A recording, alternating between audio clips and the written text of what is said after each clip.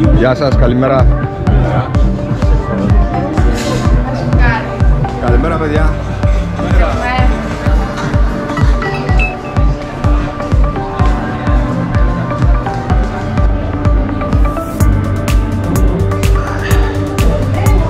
Γεια σας φίλοι. Αυτή τη φορά ξεκινάμε το ταξίδι μας λίγο διαφορετικά. Είμαι στη Μαρίνα της Πάτρας, σε ένα αγαπημένο χώρο, πιο συγκεκριμένα στο WC Site, με την υπέροχη θέα στο πατραϊκό κόλπο. Εδώ μπορείτε να απολαύσετε από νωρίς το πρωί, το πρωινό σας, το καφέ σας, το χυμό σας, μέχρι το βράδυ, με ποτό, κοκτέιλς και ωραία μουσική. Θα ήθελα να σας πω δύο λόγια για το ταξίδι μου στη Βουλγαρία, στα γρήγορα. Το ταξίδι ήταν διάρκεια 4 ημερών. Οδικός, καλύψαμε περίπου 2.500 χιλιόμετρα. Είδαμε αρκετά ενδιαφέρουσα μέρη, όπως ιστορικά μνημεία, μοναστήρια, θρησκευτικά μνημεία, την κοιλάδα των μαγικών τριαντάφυλλων, από όπου προέρχεται και βγαίνει και το Ροδέλιο, αν έχετε ακούσει, αν δεν έχετε ακούσει θα το μάθετε. Την πρώτη πρωτεύουσα της Βουλγαρίας, όπου είναι χτισμένη σε βουνοπλαγιές, γεμάτο με κάστρα, φρούρια και πολιτισμό. Γενικά θα σας δείξω πράγματα που δεν είναι τόσο διάσημα και διαφημισμένα, αλλά ταυτόχρονα έχουν πολύ ενδιαφέρον. Η περιπέτεια αυτή θα βγει σε 3-4 επεισόδια και να το κάνουμε λίγο πιο ενδιαφέρον θα δώσω και κάποια δώρα που έχω φέρει μαζί μου από το ταξίδι αυτό. Ποια θα είναι αυτά, θα δείτε σε λίγο. Λίγο αργότερα θα σας πω λεπτομέρειες για τον διαγωνισμό του giveaway. Για να σας προκάλεσα λίγο την περιέργεια, ας κάνουμε αυτό το ταξίδι μαζί. Πάμε!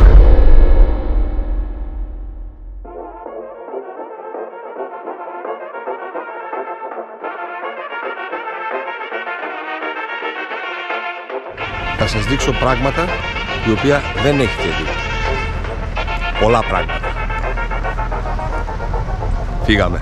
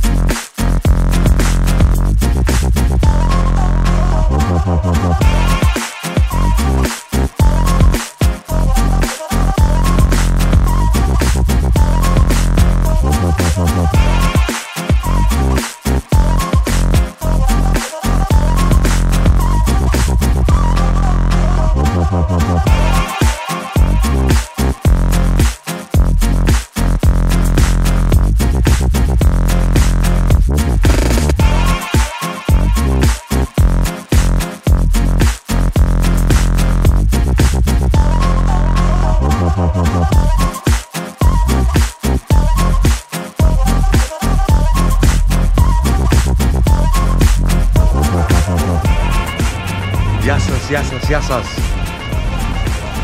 Είμαι στη Βουλγαρία. Είναι το ταξίδι μας που θα σας δείξω πράγματα που δεν έχετε δει. Βρίσκομαι στην πόλη Καζανλάκ, που είναι η πρωτεύουσα στην κοιλάδα των τριαντάφυλλων. Έχετε ακούσει ότι στη Βουλγαρία βγαίνει ροδέλιο και έχει αρκετά άλλα πράγματα που θα σας δείξω. Έχει αρχαιότητες, έχει όμορφα μνημεία. Μείνετε μαζί μου για να ταξιδέψουμε σε πράγματα που δεν έχετε δει.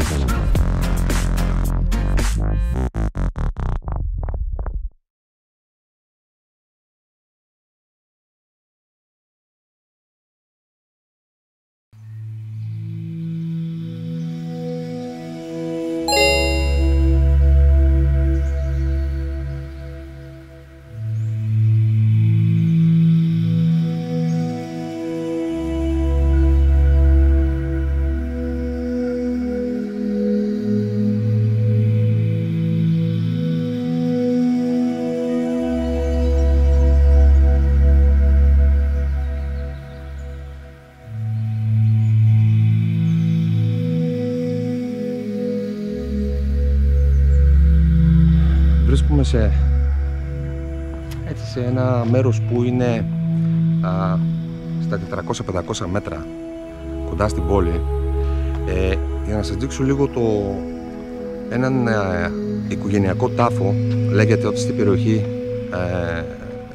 ζούσανε Τράκοι, ο βασιλιάς, το Τράκονο Σεφτ.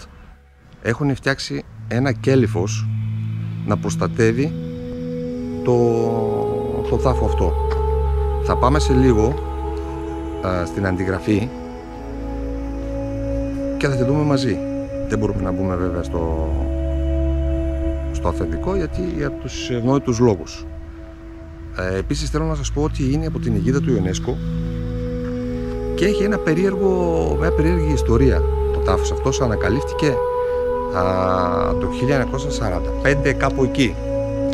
Λίγο μετά τον Δεύτερο Παγκόσμιο Πόλεμο ανέβηκε ο στρατός για να φτιάξει, να σκάψει, και έτσι βρήκανε το τάφο αυτό. Έχει ενδιαφέρον. Παντού ζούσαν Έλληνες.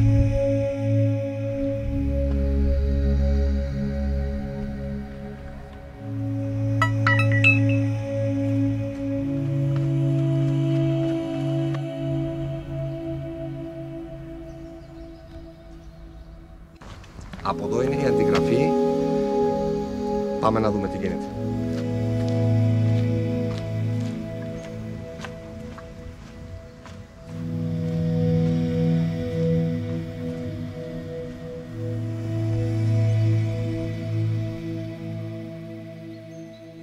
Είμαι στην αντιγραφή μέσα του τάφου του οικογενειακού. Θα πάμε τώρα να μπούμε παρέα μέσα να δείτε πώς είναι.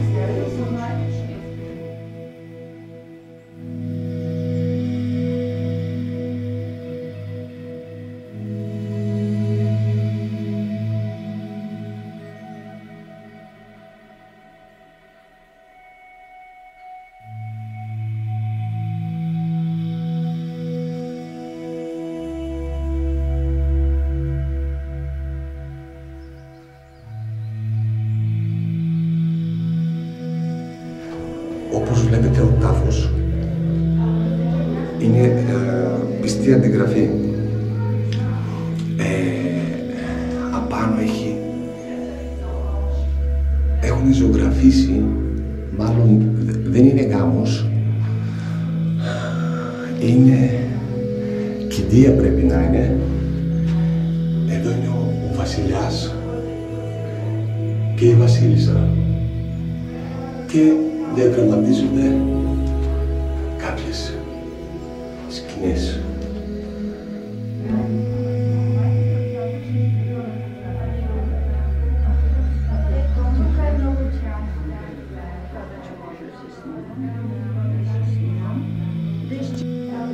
Ο τάφος πιστεύουν ότι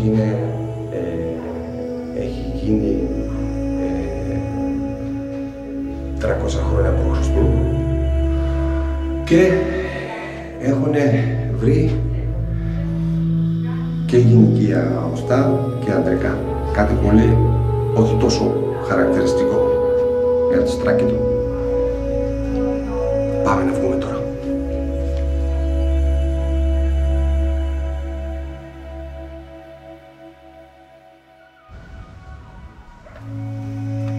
Λοιπόν, αυτό ήτανε, παιδιά, το τάφο το οικογενειακό τους Τράκηδων που ζούσαν στις περιοχές, στην περιοχή αυτή. Πάμε για άλλες περιπέτειες.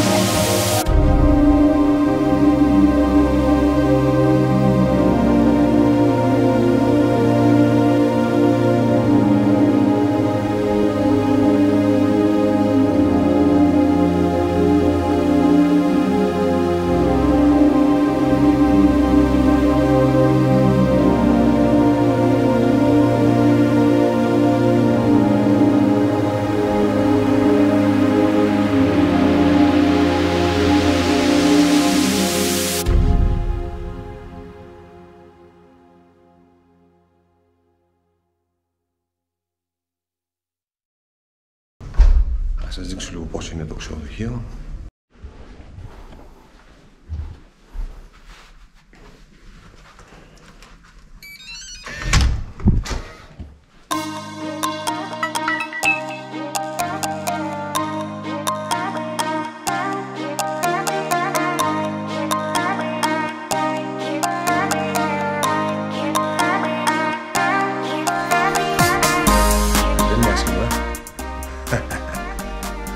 Αυτή είναι η σουίτα. Εντάξει, αφήσαμε να τραβήξω τη σουίτα. Δεν μένω στη σουίτα. Θα σας δείξω μετά το δωμάτιο.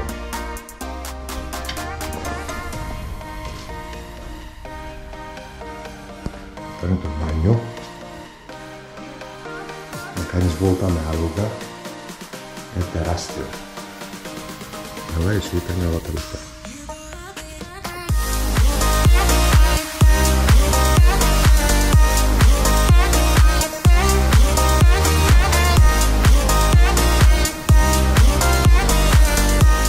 Ρεσεψιόν είναι αυτό.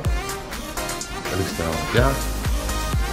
Το ξενοδοχείο, παιδιά, είναι brand new. Είναι 2 μηνών.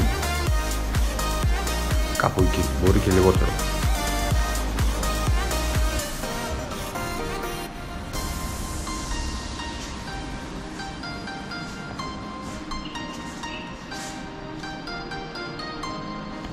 Αυτό εδώ είναι κάτι φωτιστικό, δεν ξέρω τι ακριβώς είναι.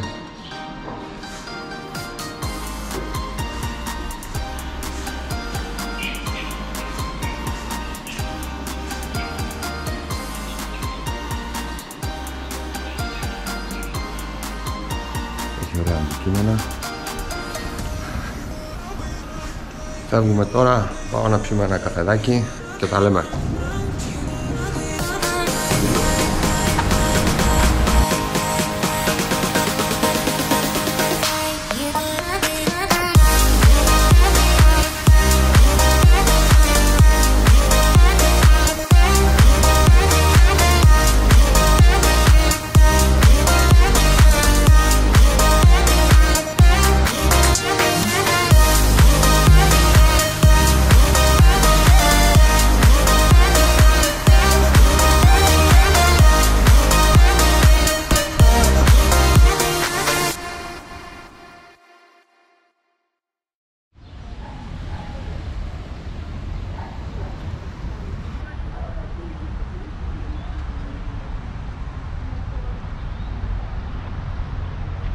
Βρίσκομαι σε ένα πάρκο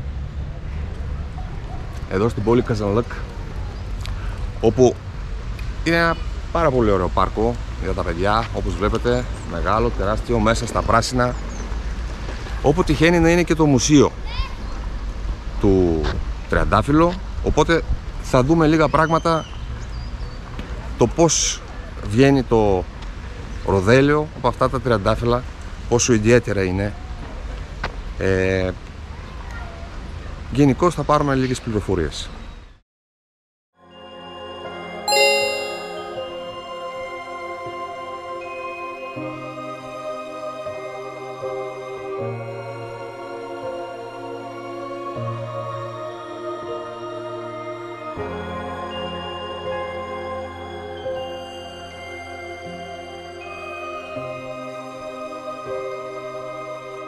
Είμαι μέσα στο μουσείο, ακριβώς από πίσω μου έχει ένα κατάστημα με τα προϊόντα, το βλέπετε. Μυρίζει κιόλας το ροδέλαιο πάρα πολύ. Πάμε τώρα να σας δείξω, θα πάμε έξω.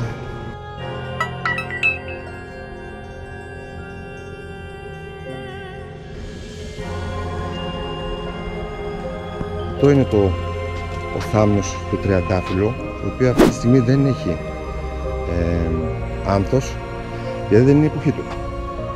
Τα υπόλοιπα τριαντάφυλλα που βλέπετε δεν δίνουν, ας πούμε, το ροδέλαιο, το λάδι αυτό. Λοιπόν, τι θα σας δείξω τώρα. Αυτό εδώ είναι τα πρώτα καζάνια που έχουν φτιάξει, είναι το 19ο αιώνα και βγάζανε έτσι το ροδέλαιο. Απαραίτητη προϋπόθεση να μαζευτεί το άνθος στις πολύ πρωινές ώρες. Για ποιο λόγο? Για να μην ανοίξει ο άνθος και φύγουν τα υγρά του από το τριαντάφυλλο.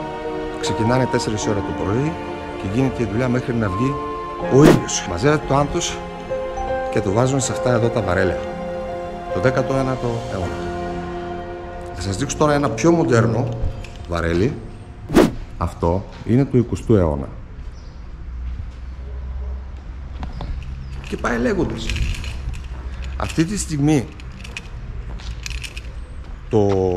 το ροδέλαιο, η τιμή του στην διεθνή αγορά είναι 10.000 ευρώ το λίτρο. Μάλιστα το πουλάνε σε κιλό, ας είναι σε υγρή μορφή. Πάμε να δούμε τώρα μέσα το μουσείο.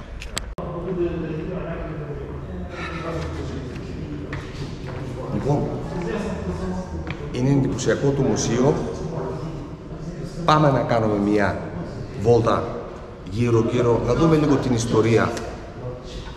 Πού ξεκίνησε το ροδέλαιο, πώς το βγάζουν οι άνθρωποι. Πάμε μαζί.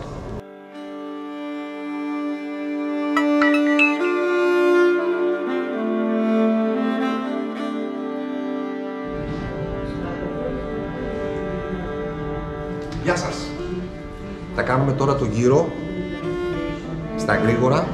Πού το μαζεύανε το άνθος, με τι εργαλεία, πού αποτυπώμανε, πώς βγάζανε όλη η διαδικασία. Θα τα πούμε στα γρήγορα για να μην σας κουράζω. Λοιπόν, εδώ, όπως βλέπετε, έχουμε τα πρώτα σκεύη. Τα πρώτα σκεύη, μαζεύανε το άνθος, εδώ μαζεύανε το πρωτόγονο, ας πούμε, χυμό, λάδι, πώς να το πούμε. Λοιπόν, εδώ έχουμε μια έκτηση με τα πρώτα σκαπτικά εργαλεία οποία χρησιμοποιούσαν τότε, η οποία είναι πάρα πολύ κοινά με τα τότε εργαλεία για να καλλιεργείς γη. Εδώ κάποιες τσάπες, κάποια άλλα εργαλεία.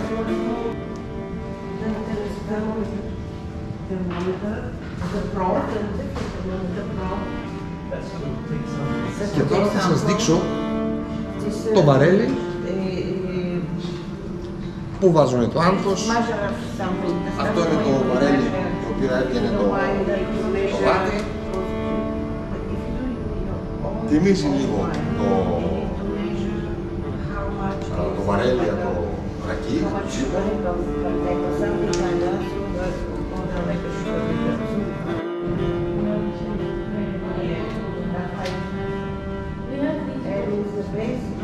Αυτό που είδατε μόλις τώρα ήταν ειδικό σκεύος για την εξαγωγή, το ροδέλιο.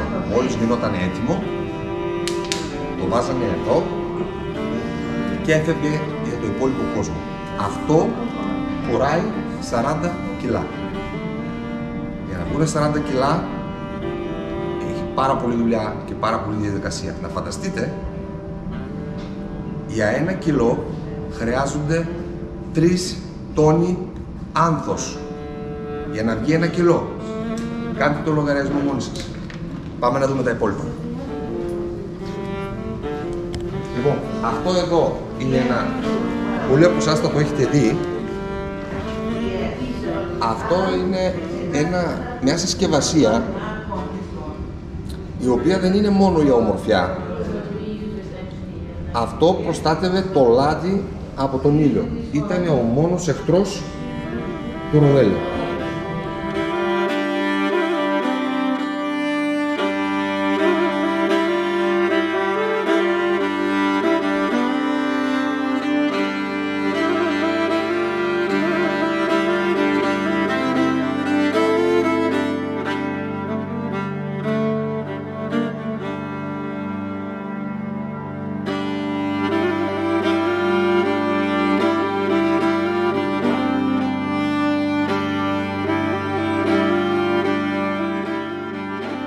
Αυτό εδώ που είδατε μόλις τώρα ήταν ένα γραφείο εργασίας από τους πρώτους εμπόρους του ροδέλιου και του τριαντάφυλλου.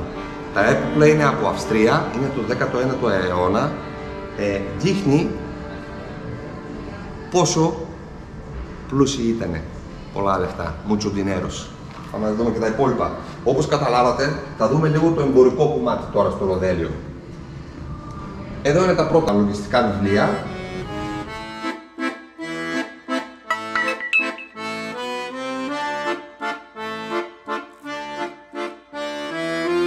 Αυτό εδώ που βλέπουμε, ο K.P. Sipkov, ήταν ο πιο δυνατός έμπορος εκείνα τα χρόνια.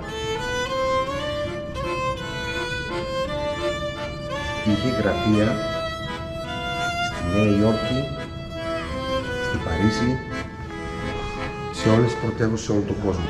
Μιλάμε το 1900.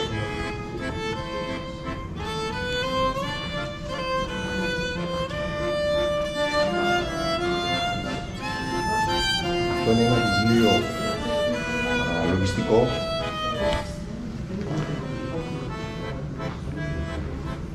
Εδώ θα δούμε τις στάμπες που βάζανε σε εκείνα τα σκεύη που σας έδειχνα, οπότε ξέρανε ποια οικογένεια έφτιαχνε το συγκεκριμένο ροδέλιο.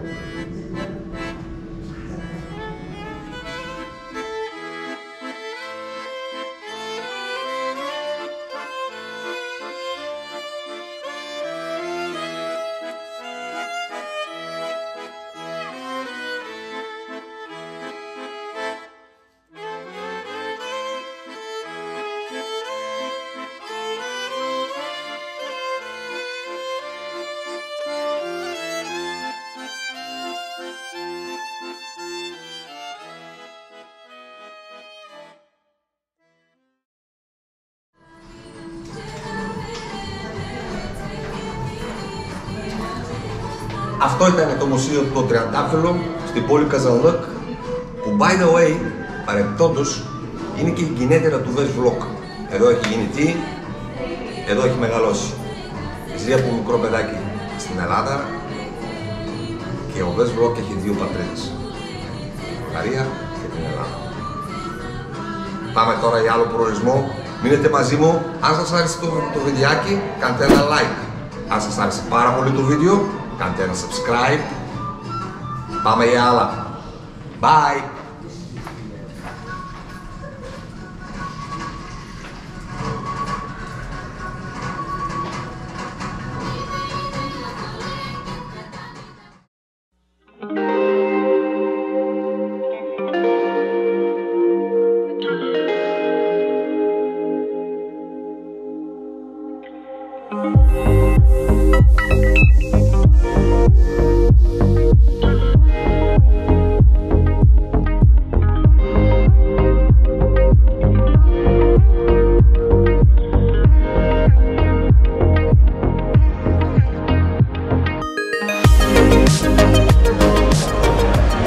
Τι θα δώσουμε αυτή τη φορά? Είναι κάποια πράγματα που έχω φέρει μαζί μου από το ταξίδι αυτό και πιο συγκεκριμένα είναι κάποια καλλιτικά με άρωμα ροδέλιο από την κοιλάδα των μαγικών Τριαντάφυλλων. Είναι αυτά εδώ. Είναι και μία εικόνα από το μοναστήρι της Ρήλας, να φαίνεται, το Αγιάννη της Ρήλας. Όσοι θέλετε να συμμετέχετε στο διαγωνισμό, δεν έχετε παρά να κάνετε μία εγγραφή, ένα like και να κάνετε ένα σχόλιο με τη λέξη Βουλγαρία. Καλή επιτυχία!